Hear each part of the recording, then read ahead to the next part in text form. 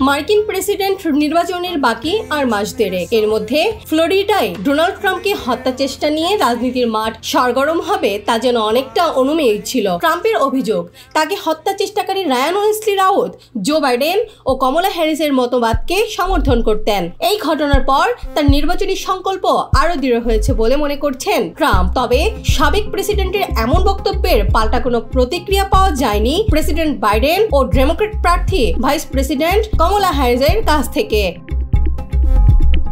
এদিকে এফবিআই এর হাতে ধরা পড়া রাউত সম্পর্কে জানা যাচ্ছে বিভিন্ন তথ্য।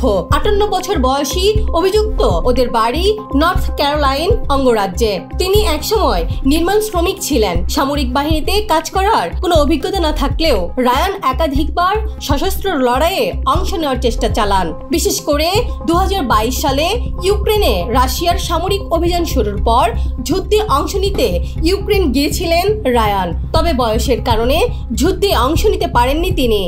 সামাজিক যোগাযোগ মাধ্যম এক্সে দেওয়া পোস্টে ইউক্রেন যুদ্ধে অংশগ্রহণ ও প্রয়োজনে জীবন দেওয়ার ইচ্ছার কথাও জানিয়েছিলেন তিনি।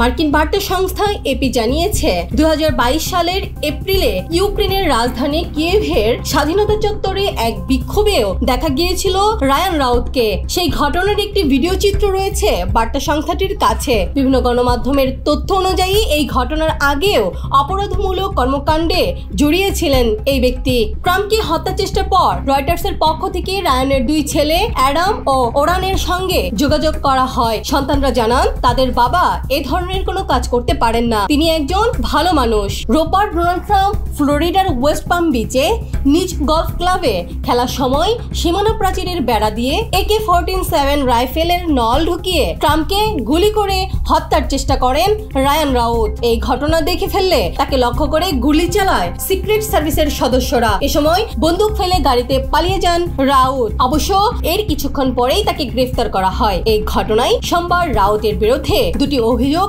দায়ের করা হয়েছে। সিরাজা মনিরা, ঠিকানা নিউজ ডেস্ক রিপোর্ট।